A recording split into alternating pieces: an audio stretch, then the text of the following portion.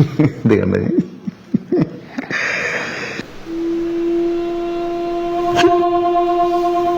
സുമേഷ് ചേട്ടാ, ഈ കണ്ണും മൂക്കും തമ്മിലുള്ള വ്യത്യാസം എന്താന്ന് പറയാൻ പറ്റുമോ? കണ്ണും മൂക്കുവാ. ഈ കണ്ണ് നീര് തുടക്കാനേ ഒരുപാട് ആൾക്കാർ വരും, പക്ഷെ ഈ മൂക്ക് നീര് തുടക്കാൻ ഒരു തെണ്ടിയും വരൂല അല്ലെ? അതല്ലേ?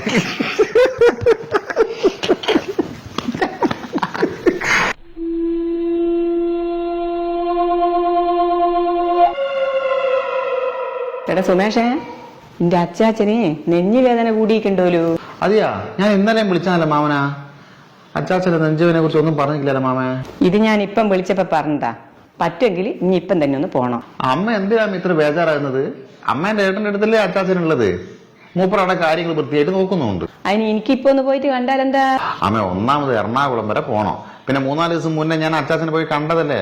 പിന്നെ പോരായിട്ട് ഇന്ന് ഇവിടെ അച്ഛന്റെ അമ്മേന്റെയും വെഡിങ് ആനിവേഴ്സറിയാ. എനിക്ക് ഇവിടെ വീട്ടിലൊന്ന് പോണം. അപ്പൊ എനിക്ക് എന്റെ അച്ഛന്റെ നെഞ്ചു വേദനനെ കാണാൻ വലുതാ. എന്റെ തൊണ്ടനും തൊണ്ടിയായ അമ്മായി അമ്മേന്റെ അമ്മായി അച്ഛന്റെ കല്യാണ വാർഷിക അല്ലേ? അമ്മ അച്ചാച്ചന് നെഞ്ചുവേദന പണ്ടേ ഉള്ളതല്ലേ? ആര് പറഞ്ഞ് പണ്ടേ ഉണ്ടെന്ന്? ഇന്റെ ഓള് എന്നിവിടെ കാല് കുത്തിക്ക് അന്ന് തുടങ്ങിയതാ എന്റെ അച്ഛന്റെ നെഞ്ഞുവേദന. ഇനി പറ, എന്റെ ഓളൂടെ വന്നേരെ എന്തെല്ലാം അനർത്ഥങ്ങൾ അവിടെ നടന്നെന്ന്. അമ്മ എന്ത് അനർത്ഥങ്ങൾ നടന്നു നമ്മ പറയുന്നേ? പിന്നെ ഒന്നും നടന്നിക്കില്ല. പയറ് പോലെ നടന്ന എന്റെ അമ്മാമൻ ഇവള് വന്നതിന് ശേഷമല്ലേ മരിച്ചേ? അമ്മ അതിന് അമ്മാവന് 90 വയസ്സ് കഴിഞ്ഞതല്ലേ? അതുകൊണ്ട് നല്ല ആരോഗ്യമുള്ള മനുഷ്യനല്ലേനാ. ഇതിനല്ലേ എന്തിനമ്മ ഇവളെ കുറ്റം പറയുന്നേ? സെറ പറന്നും പറഞ്ഞ് പാല് തരുന്നേ നമ്മളെ പശുവല്ലേനാ. അങ്ങട്ടേലെ കൊള്ളുമെന്ന് 10 പറഞ്ഞ് വീണിട്ട് കാലൊടിഞ്ഞു പോയേ. ലക്ഷണക്കേട് അത് തന്നെ. തള്ളേ, ഞാനിവിടെ കാലുകുത്തിയതിന് ശേഷല്ലേ നിങ്ങളെ കുട്ടികളില്ലാത്ത മൂത്ത മോന് കുട്ടികളുണ്ടായത്?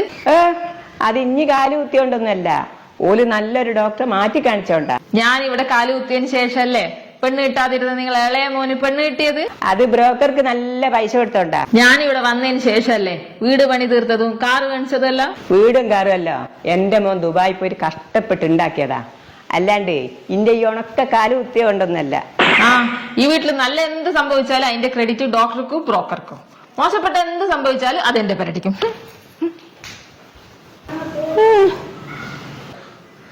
അമ്മ ഇവളൊക്കെ വരുന്നതിന് മുമ്പേ അമ്മ ഇവിടുത്തെ അടുക്കളയിലും മറ്റും വരച്ചതല്ലേനാ? ഇപ്പൊ ചായയും ചോറെല്ലാം കറക്റ്റ് സമയത്ത് ടേബിളിൽ എത്തുന്നില്ലേ?